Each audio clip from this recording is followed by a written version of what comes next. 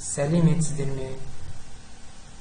Бүгінгі мүсін сабағында мүсін өнерінің түрлері және оның қолданылатын айрықша құралдары туралы сөз етпекпіз.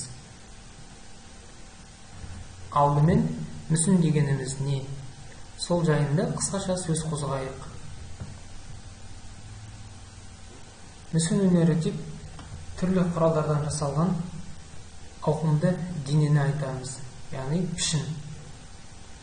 Мүсіннің құралдары бұл әртүрлі болып келеді. Саз балшық, әйнек, темір, тағы да басқа көптеген материалдардан жасаған ауқымды көлемді шығарманы мүсін деп атайды.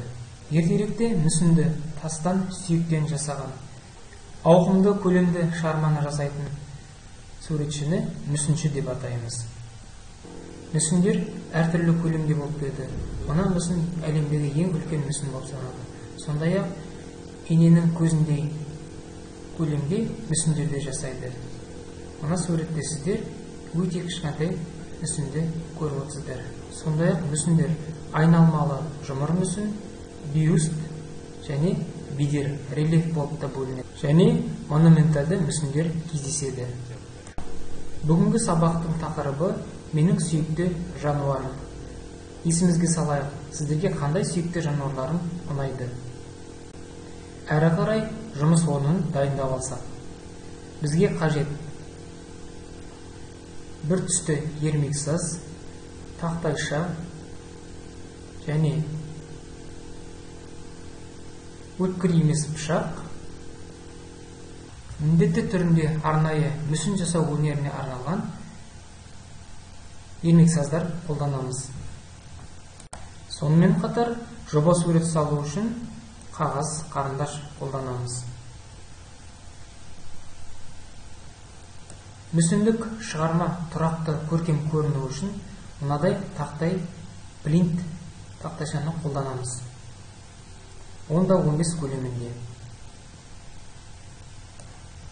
Алдымен жұмыс жасау барысында сүйікті жануарымыздың жоба суретін дайындаймыз. Оның пішінін зерттеп, әртүрлі қырларынан суреттер саламыз. Алдынан, жанынан немесе төбесінен. Алғашқыда мен жануардың алдынан қарағандағы көрінісін бейнелеймін. Мен ақ қоянның тұлпысын таңдадым. Ал сіздер өздеріңізге қандай жануар ұнайды, соның бейнесін іздестіріп, ойша сурет саламыз.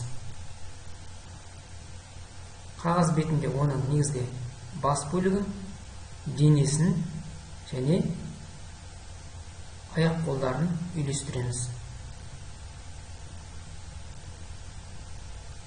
Қарындашта көп қатты батыр сызбай, жеңіл түрінде үлкен ауқымды пішіндерден үйлестіреміз.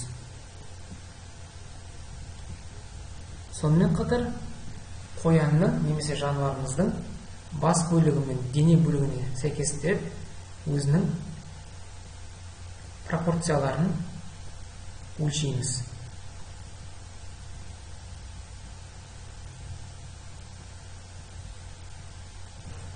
Сонымен біздің жануарымыздың жалпы дене пішінін үйлестірдік, әрі қарай ұсақ бөліктерін бейнелейміз.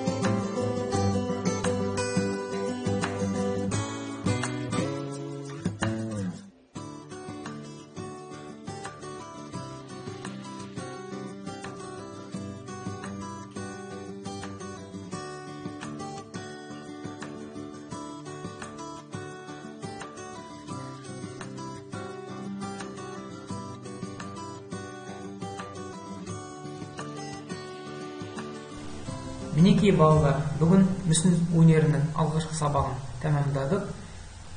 Берілген тапсырма сүйікті жануарының жоба суретін аяқтадық. Келесі сабақта кездескенше сау болыңыздар.